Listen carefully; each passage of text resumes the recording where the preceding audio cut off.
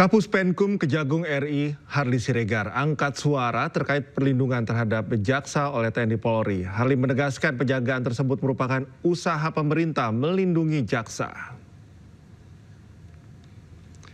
Kepala Pusat Penerangan Hukum Kejaksaan Agung Harly Siregar mengatakan penertiban Peraturan Presiden Nomor 66 Tahun 2025 tentang perlindungan negara terhadap jaksa dalam melaksanakan tugas dan fungsi Kejaksaan Republik Indonesia merupakan bagian dari upaya pemerintah melindungi jaksa dalam bekerja. Harly mengatakan Perpres tersebut memberikan wewenang pemerintah untuk menggunakan alat negara untuk melindungi proses kerja jaksa baik di kantor maupun saat menggelar sidang di pengadilan. Terkait dengan terbitnya Perpres dimaksud, saya sudah sampaikan bahwa kami bersyukur ya, berterima kasih kepada negara ya melalui Bapak Presiden dan pemerintah. Kenapa? Karena telah memberikan perhatian yang begitu besar terhadap bagaimana pelindungan terhadap para aparat jaksa ya dalam menjalankan tugas fungsinya. Tentu Perpres ini sebagai regulasi yang menegaskan bahwa pentingnya bagaimana upaya-upaya memberikan keamanan dan kenyamanan bagi para jaksa dalam menjalankan tugas, sehingga dalam pelaksanaan tugas itu akan lebih efektif dan barangkali akan berkinerja lebih baik ya, karena tidak lagi katakanlah ada rasa takut dan sebagainya ya, tetapi tentu akan dilakukan terus pengawasan bahwa Panglima TNI memerintahkan para personilnya untuk menjaga kantor kejaksaan di seluruh Indonesia. Namun sejumlah pihak menilai mandat tersebut dianggap menyalahi regulasi.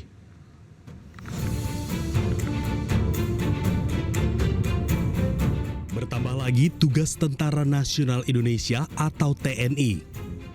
Selain menjadi garda terdepan penjaga kedaulatan NKRI, kini TNI juga diberi mandat untuk menjaga kejaksaan di seluruh Indonesia, mulai dari Kejaksaan Tinggi hingga Kejaksaan Negeri. Tugas tersebut tertuang dalam telegram Panglima TNI Jenderal Agus Subianto 5 Mei 2025 yang berisi perintah pengerahan personel dan alat perlengkapan dalam rangka dukungan pengamanan Kejati dan Kejari di seluruh Indonesia. Dalam penjagaan tersebut, TNI akan turunkan sejumlah personel sebanyak 1 peleton di kantor Kejati dan 1 regu di kantor Kejari. TNI Angkatan Darat menyatakan pengamanan ini merupakan kerjasama TNI dengan Kejaksaan. Sementara Kejagung pastikan tidak akan ada intervensi penegakan hukum oleh TNI. Kadis Penat Brigjen Wahyu Yudayana pun menegaskan TNI akan bertugas profesional. Namun penugasan ini menimbulkan sejumlah tanda tanya karena perintah ini dinilai bertentangan dengan berbagai regulasi, terutama konstitusi, undang-undang kekuasaan kehakiman, undang-undang kejaksaan, undang-undang pertahanan negara, dan undang-undang TNI yang mengatur secara jelas tugas dan fungsi pokok TNI.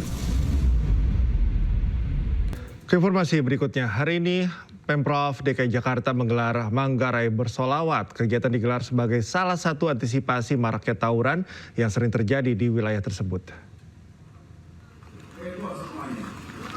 Gubernur Jakarta Pramono Anung menghadiri langsung acara Manggarai Bersolawat yang digelar di Jalan Manggarai Utara 2, Kecamatan Manggarai, Jakarta Selatan. Lokasi ini berdekatan dengan stasiun Manggarai dan juga tidak jauh dari lokasi tawuran warga yang kerap terjadi. Di lokasi, puluhan warga ikut menghadiri acara. Dalam momen ini, Pemprov Jakarta juga memberikan sejumlah fasilitas tempat olahraga serta sejumlah alat olahraga untuk badminton agar warga Manggarai bisa melakukan aktivitas yang lebih bermanfaat. Jadi hari ini saya sengaja sebenarnya Manggarai Bersolawat itu idenya terus terang karena benar-benar dari teman-teman media. Dan saya memfasilitasi untuk itu. Tetapi yang paling utama adalah penyelesaian akar masalah berantem itu harus kita tahu apa yang menjadi akar sebenarnya. Saya terus terang dengan Pak Wali Kota sudah mencari akar yang utama. Yang pertama adalah energi yang tidak tersalurkan secara baik. Yang kedua, lowongan pekerjaan yang kurang. Yang ketiga, memang seringkali karena sosial media dan sebagainya, sosmed mereka, sehingga dalam kondisi mohon maaf mungkin setengah tidak sadar atau mabuk dan sebagainya, mereka melakukan itu. Dan itulah yang kemudian kita cari benar-benar supaya mereka sekarang ini hidupnya lebih optimisme, mempunyai lapangan pekerjaan, kemudian KJP-nya juga kita bantu di sini, alat olahraga juga udah dibantu oleh Pak.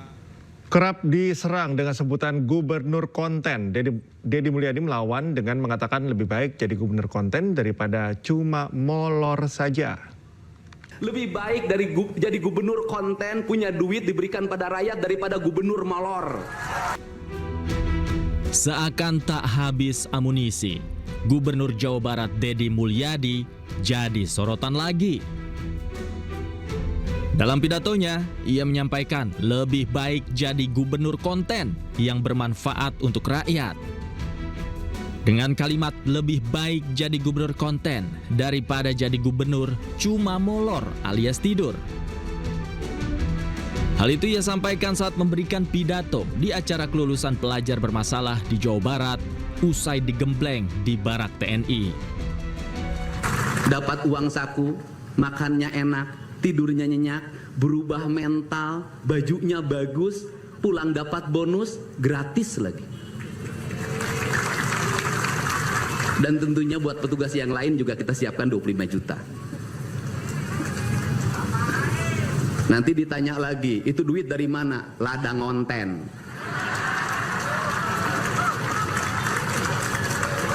Saya selalu ditanya, Pak Deddy duitnya dari mana ngonten? Habis itu dimasalahin lagi, gubernur konten. Lebih baik jadi gubernur konten, punya duit diberikan pada rakyat daripada gubernur molor. Deddy mengatakan, ia telah terbiasa menghadapi kaum nyinyir yang kerap menyerangnya dengan sebutan gubernur konten. Hal itu tidak akan membuatnya mundur selangkah pun untuk memajukan Jawa Barat melalui gebrakan yang menurutnya banyak membuat orang kepanasan. Tim Liputan iNews melaporkan. Kementerian Keuangan hari ini merombak pejabat eselon 1. Menariknya, pensiunan TNI diangkat menjadi Dirjen Bea Cukai.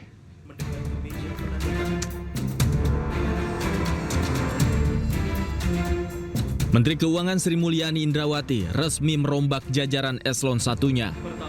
Mulai dari berbagai posisi dan upacara pelantikan berlangsung di Gedung Juanda 2 Kompleks Kementerian Keuangan Jakarta Jumat pagi. Total ada 22 pejabat eselon 1 yang dilantik Menteri Keuangan Sri Mulyani. Di antaranya Direktorat Jenderal Bea Cukai yang kini dijabat Letnan Jenderal TNI Purnawirawan Jaka Budi Utama. Terkait pelantikan tersebut, pihak Puspen TNI menegaskan status Letjen TNI Jaka Budi telah mengajukan pengunduran diri dari Dinas Aktif TNI dan mengikuti proses pensiun dini sesuai ketentuan yang berlaku. Jaka merupakan lulusan Akademi Militer 1990 dan berdinas di Kopassus. Posisi strategis terakhirnya adalah Sekretaris Utama Badan Intelijen Negara. Sementara Dirjen Pajak kini dijabat Bimo Wijayanto yang merupakan alumni SMA Taruna Nusantara Magelang. Jabatan terakhir sebelum menjadi Dirjen Pajak sebagai Sekretaris Deputi Bidang Kerjasama Investasi di Kementerian Keuangan. Para pejabat yang baru dilantik ini mendapat tugas dari Presiden Prabowo Subianto untuk meningkatkan penerimaan negara, efisiensi anggaran, dan tata kelola keuangan yang sehat di tengah kondisi ekonomi yang dinamis. Tim Liputan iNews melaporkan. Sementara itu, Menteri Sekretaris Negara Prasetyo Hadi menegaskan Letjen TNI Jaka Budi Utama telah mengundurkan diri sebelum dilantik menjadi Dirjen Bea dan Cukai Kementerian Keuangan. Bentuk loyalitas ya seperti itu dan taat hukum. Kalau secara peraturan perundang-undangan ya, beliau harus mengundurkan diri sebelum menjalankan penugasan. Nah, ini kan sifatnya kan penugasan dan bukan penugasan yang ringan.